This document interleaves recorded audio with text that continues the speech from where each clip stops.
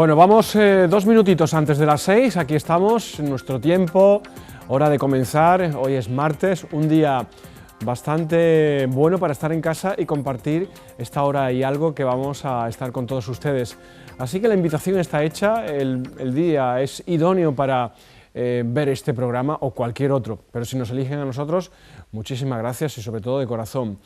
A partir de ahora y hasta que digamos hasta mañana, pues estaremos acompañándoles a través de Onda Mezquita Televisión. Vamos a comenzar, como siempre, vamos a mirar al cielo. El tiempo ya saben ustedes que está revuelto, que un día hace bueno, otro día lluvia, frío, hoy toca un día de esos como para estar en casa, como había dicho. Así que vamos a mirar el mapa de la provincia, vamos a ver la previsión para mañana, miércoles ya, más metidos en semana. ¿Se acuerdan ustedes que ayer decíamos que en el transcurso de la semana, conforme íbamos devorando días, íbamos a tener mejor tiempo? Pero de momento, mañana va a seguir la misma tónica que la de hoy martes, día 28. Mañana, miércoles, día 29. De cara al jueves y al viernes, se espera una mejoría. Pero de momento, eso es lo que tenemos. Un gráfico bastante, bueno, con todo un poco, ¿no? Con nubes, con sol, con lluvia, con temperaturas bajas, con probabilidad de lluvia bastante elevada, pero bueno, de momento hoy también teníamos probabilidad de lluvia y todavía no ha caído ni una gota de agua, todavía no ha terminado el día, por lo tanto habrá que esperar hasta las 12 de la noche. Bien, hacemos el recorrido por la provincia. Norte de Córdoba, 7 grados de máxima por el Valle de los Pedroches y demás, y 3 grados de mínima, temperaturas bastante fresquitas. Estamos en invierno, recordemos que no estamos en primavera ni en verano, que todo el mundo dice, ay, estoy harto de frío, todavía queda invierno y todavía quedará lluvia y tendrá que hacer bastante frío, por lo menos hasta que llegue el mes de marzo. La tónica es que siga el frío con nosotros. Bueno, un poquito más abajo del norte de Córdoba. Bueno, en el norte de Córdoba los cielos estarán totalmente nubosos y con probabilidad de lluvia del 70%. Para mañana miércoles, día 29. En el centro de la provincia, Montoro, hablamos de Montoro y alrededores, hablamos de Córdoba y alrededores. Vamos con ese mercurio de 11 grados de Montoro, 3 grados de mínima y los 13 grados de máxima de Córdoba y los 4 grados de mínima. También son temperaturas fresquitas, sobre todo las nocturnas. Hay que abrigarse, hay que poner más mantas por la noche porque bueno, va a hacer un poquito más de frío, bajan un poquito las mínimas. Y en el sur de la provincia de Córdoba, hablemos de la Subbética, de la Campiña Sur, estaremos hablando de 9 grados centígrados de máxima y 3 grados de mínima. Los cielos desde la mitad de la provincia hacia el sur estarán parcialmente nubosos. También habrá posibilidad de lluvia, pero menos que en el norte de la provincia de Córdoba. Hablamos del Alto Guadalquivir, del Valle de los Pedroches, donde estarán los cielos más cubiertos y cielos que dejarán ese 70% de probabilidad de lluvia. ¿Lloverá? Es la pregunta de mañana. Bueno, hoy de momento, como decía, estaba previsto que lloviese, de momento no ha caído ni una gota, pero sí que hace un día como para estar en casa. Resumiendo, mañana bajada de temperaturas, sigue la probabilidad de lluvia y otro día igual que hoy, para estar en casa y para no salir de casa y cuidarse de los resfriados y de la gripe, que está de moda. Quien no ha pillado una gripe este invierno es que no ha salido a la calle, sin duda alguna. Bueno, pues ahí queda ese gráfico. Para mañana, miércoles, día 29. Bueno, ¿cómo están? Bien, vamos a comenzar nuestro tiempo de entrevistas con nuestra primera entrevista. Hemos invitado hoy pues a una de esas personas que están ahí en la sombra, pero que hacen mucho por la sociedad, porque sobre todo investigan y están en continuo, siempre están observando de arriba abajo, en definitiva, que son los que hacen que nos enteremos de dónde veníamos o qué teníamos a nuestros alrededores, quién somos, todas esas historias o todo lo que es historia, ¿no? Y encima pues también lo plasman en papel, que es igual que escribir un libro, por ejemplo. Bueno, vamos a presentar a nuestro primer invitado, Fernando Penco, muy buenas. Hola, ¿qué hay? Buenas tardes. Tú siempre estás en continuo movimiento, ¿no? Sí. Allí donde te llamen, allí vas tú. Donde haya un cachito para investigar o un cachito que pueda decir algo, desvelar datos, allí es donde mejor está Fernando, ¿no? Sí puedo, sí, claro. ¿Es lo que más te gusta? Sí, es mi oficio en parte, ¿no? Bueno, escritor, historiador, arqueólogo, de todo un poco, bueno, o de todo. De todo un poquito, sí. Acabas de presentar un libro, que lo tenemos aquí, lo vamos a enseñar a cámara, vamos a cogerlo. Esta es la portada del libro, lo tenemos aquí. Viaje a Tartesos. Esto son palabras mayores, porque esto nos tenemos que remontar a años atrás, ¿no? Sí, aproximadamente 3000 años. Lo que ocurre un poco es que el propio libro viaja también en el tiempo y no solo se centra en el mundo tartésico. Se centra fundamentalmente en los dos momentos orientalizantes que hubo en la península ibérica. El libro fue un encargo de la editorial, de Almuzara, y pues alrededor de 2 años he estado trabajando en él, ¿no? Es decir, un libro de estos tiene trabajo. Esto no se puede escribir así, coger la pluma y decir, venga, voy a escribir y voy a poner lo que me parezca. Porque claro, aquí hay que investigar, claro, contrastar y ser muy fiable lo que se va a poner, porque luego lo lee todo el mundo y es información lo que dan estos libros. Efectivamente, tiene una base científica, con lo cual tienes que ir corroborando los datos que vas investigando. Esa parte, sí, lo que ocurre es que el libro no deja de tener su parte literaria, porque está narrado en primera persona, es un libro de viaje, fundamentalmente, y se centra en la región andaluza, en nuestra región en el sur de la península ibérica. Bueno, estamos viendo fotos, Fernando, cuéntanos un poquito, porque son fotos que contiene el libro, ¿no? Sí, algunas de las imágenes que contiene el libro. Me decías que es una historia sobre la península, ¿no? Sobre todo el sur, sobre Andalucía. El mundo tartésico se origina aquí, en el sur de la península ibérica, en algún punto de la desembocadura del Guadalquivir.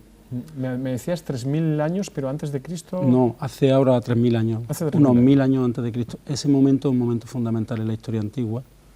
Recordemos que es el momento en el que básicamente se escribe la Biblia, luego sabemos que son cuentos son narraciones que se van contando oralmente.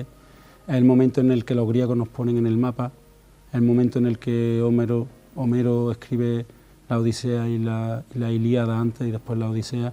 Es un momento un tanto convulso también en el Mediterráneo y se produce un comercio entre Oriente y Occidente. Bueno, pues del producto de ese comercio se origina el mundo tartésico, porque recordemos que Tartesos es la única civilización que cita Heródoto en su monumental historia, en su libro de historia. Entonces siempre ha sido una civilización que ha estado envuelta en el halo un poco de la incertidumbre, de la nebulosa, y en ese sentido se ha aprovechado un poquito para contar esta historia, que son historias dentro de una historia de viaje, ¿no? ¿Cómo se llega a todas esas conclusiones? ¿Cómo se puede...?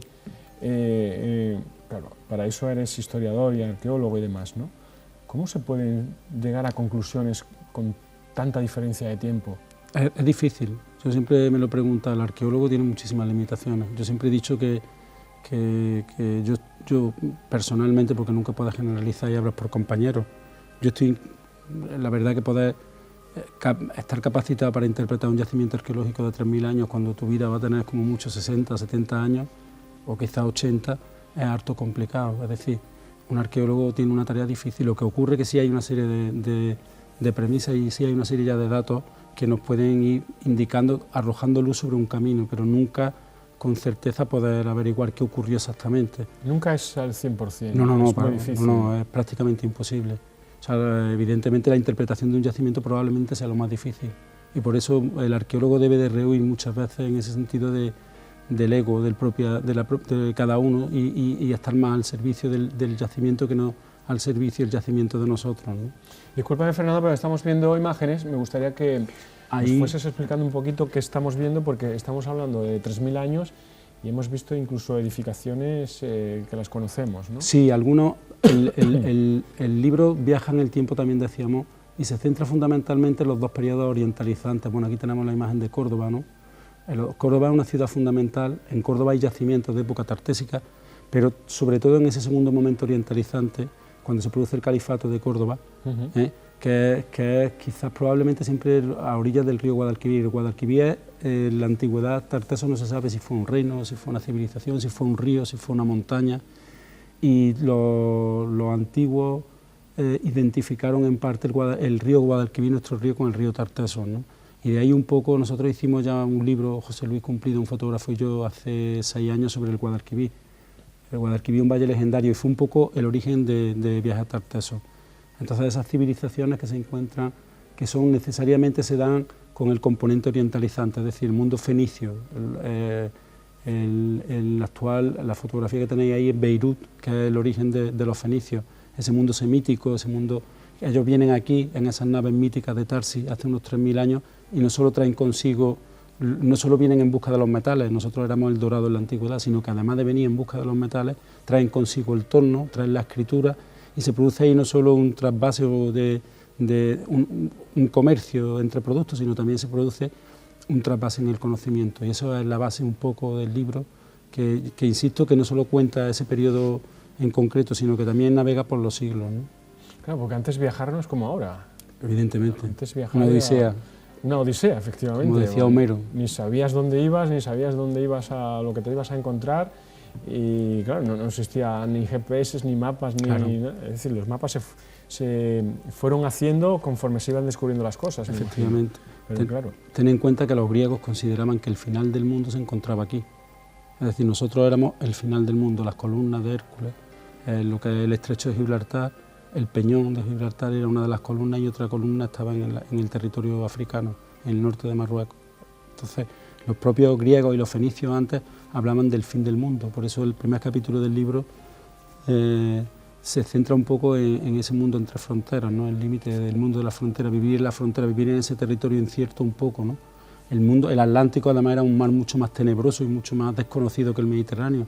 En el año, hace 3000 años, el hombre... Aquí tenemos el Guadalquivir, ¿no? Creo, sí, ¿no? ahí tenemos los planos de Schulten. Schulten fue una persona fundamental en Tartessos. Schulten fue quien a principios del siglo XX, un arqueólogo e investigador alemán, desempolvó de nuevo Tartessos. Tartessos estuvo olvidado 300 o 400 años y este señor fue quien de nuevo lo desempolvó y lo desenterró un poquito del olvido, porque además quien le encargó el proyecto fue nada más y nada menos que Ortega y Gasset, ¿no? Le dijo a Schulten que intentara buscar dónde se encontraba esa civilización perdida, ¿no?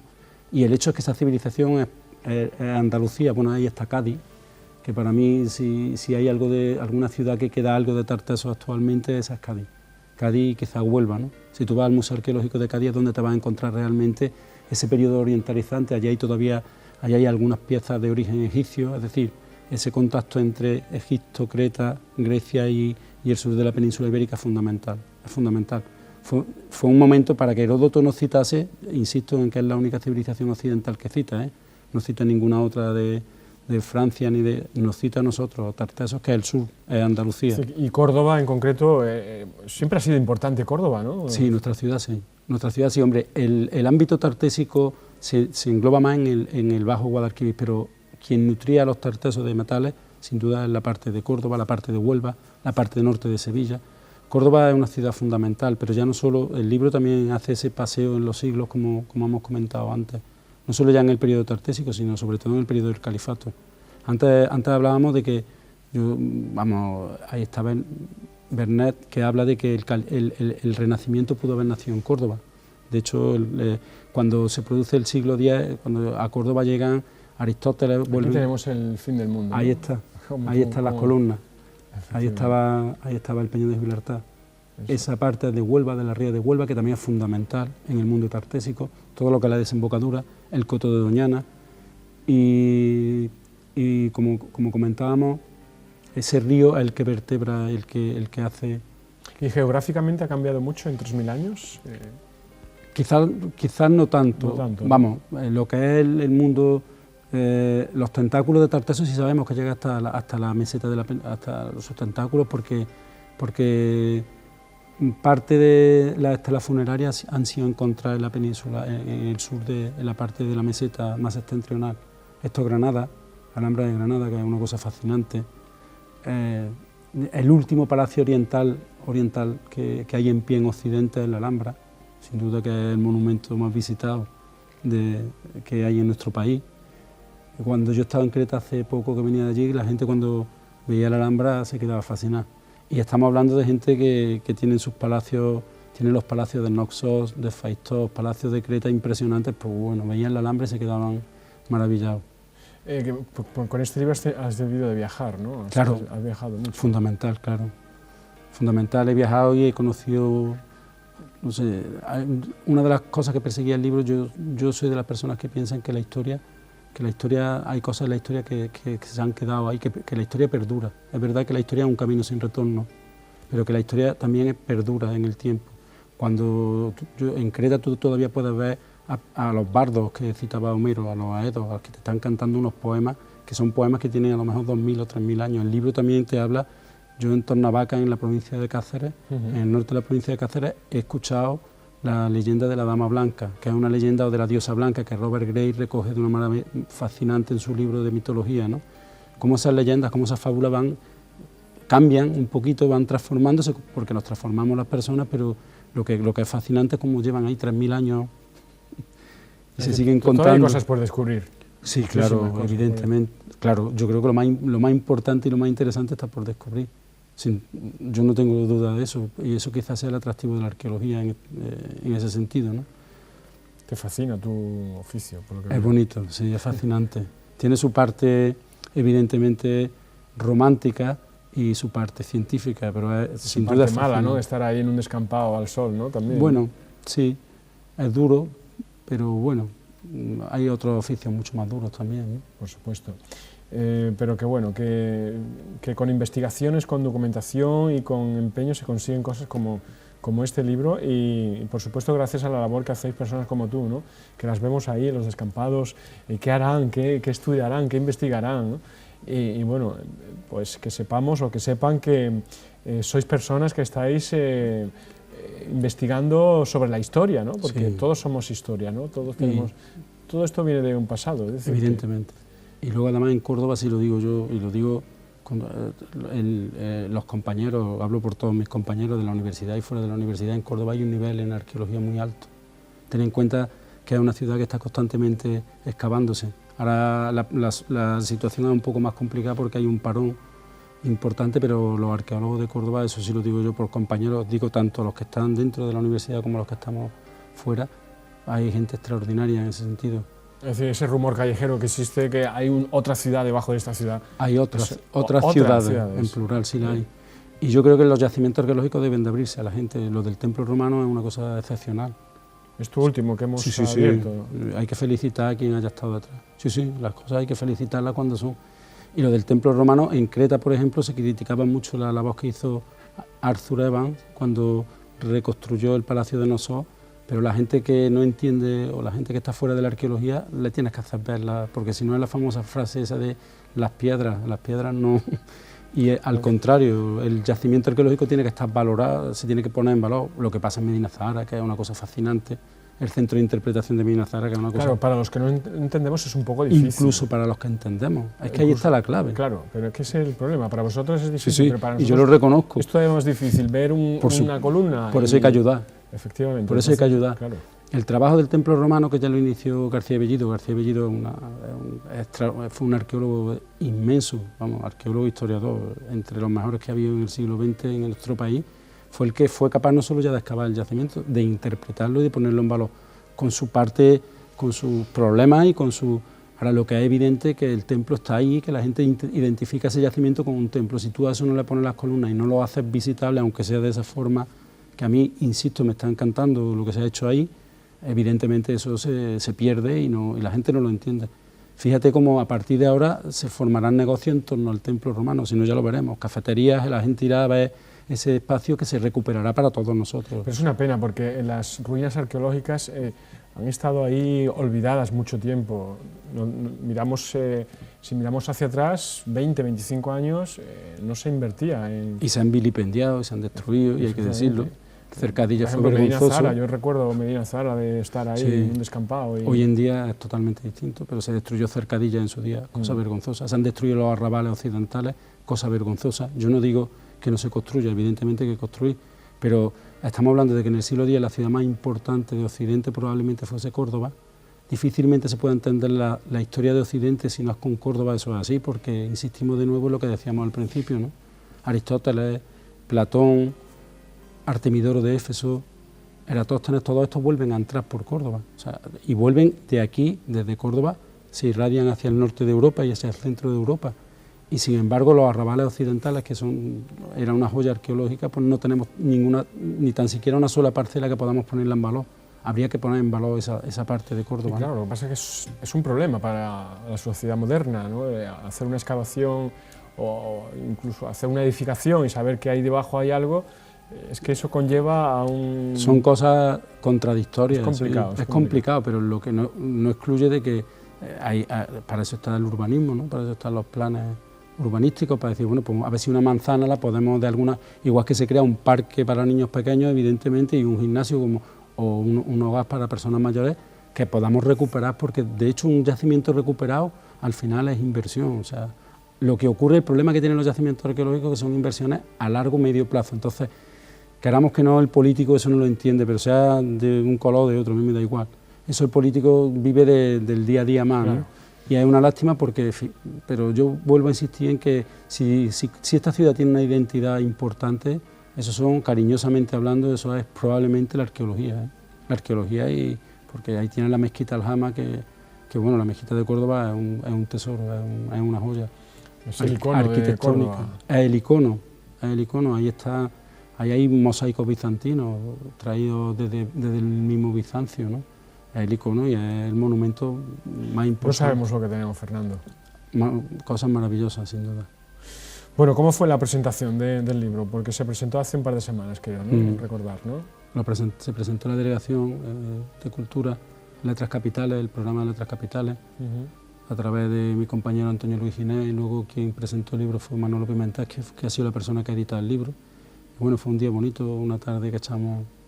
¿Y qué tal la crítica? Bueno, pues la crítica ahí está. Ahí hay algunas, han salido publicadas un par de ellas, no me puedo quejar, de momento con la crítica no me puedo quejar, de momento, o sea, pero que uno tiene que estar acostumbrado, uno que escriba... La crítica siempre es buena, eso es evidente. Sí, con eso... Yo considero que es buena, claro que es buena. Este es tu quinto libro, me decías, ¿no? Sí, efectivamente. ¿Los anteriores? Yo empecé escribiendo relatos, un libro de relatos, El cráneo y 7 breves narraciones, después hice el libro del Guadalquivir, del que hemos hablado, Guadalquivir, un valle legendario. También he escrito un libro sobre la minería, que es mi mundo un poco en la arqueología en el que más me muevo. Después una investigación sobre Robes Capa, la foto de Capa. Y por último Viaje a Tartesos, que mi idea es hacer 2 libros más sobre la antigüedad, intentar y publicarlos, evidentemente. ¿En lo que estás inmerso ya? ¿O? Sí, yo ya estoy viajando y preparando un segundo libro sobre la antigüedad. Bueno, descubrir lo descubierto o descubrir lo que ya se ha descubierto, porque tirando del hilo se entera uno de muchas cosas, ¿no? Se entera de cosas buenas. Y se puede dar la vuelta a la historia, claro. Como el caso de la foto de Capa. El miliciano, sí, claro. Hay cosas que yo pienso que el historiador ha de ser una persona un poco, ha de ser un traidor ante el dogma, a ver si me explico, ante todo lo establecido. Un traidor en el buen sentido de la palabra. Hay que asimilar lo que dicte la historia, evidentemente. Pero no siempre la historia dice verdades. Nos podemos quedar claro con lo que nos gusta escuchar o con las verdades. Generalmente la historia muchas veces está inventada, está interpretada por los que están en el poder. Eso es evidente. Ahí está la Segunda Guerra Mundial. Ahí está... Bueno, la historia siempre la ha escrito el vencedor. El perdedor nunca ha escrito la historia. Vamos, se va redescubriendo después con los años y los perdedores también necesitan su espacio y necesitan su tiempo y necesitan recuperar esa memoria que por lo que fuera en su momento no se llevó al papel, ¿no? Es difícil la historia, interpretarla y que nos guste a todos, ¿no? Siempre la viña del Señor no llueve nunca a gusto de... Afortunadamente. Sobre gustos colores, ¿no? Es otro de los dichos que podemos decir. Pero bueno, lo cierto y verdad es que ha nacido este libro, que está aquí para que quiera dedicarle un rato a la lectura, y otra publicación más que en tu haber y que aporta cosas importantes, todo se ha dicho. Pretendo, ojalá que así sea, ojalá. Muy bien, Fernando. Oye, pues muchísimas gracias, a seguir investigando, que es lo que más te gusta, y a seguir viajando para arriba y para abajo, como decía. y que nada, que vengan más publicaciones y pronto tu nuevo proyecto que lo conozcamos aquí. Muchísimas gracias a vosotros. Gracias siempre. a ti. Gracias siempre. Muy bien, bueno, pues aquí tienen nueva publicación de Fernando Penco. Ya lo saben, Editorial Almuzara, un buen libro, una buena excusa para un rato de lectura y bueno, nosotros vamos a continuar, hacemos nuestro primer alto en el camino y regresamos enseguida. Hasta ahora.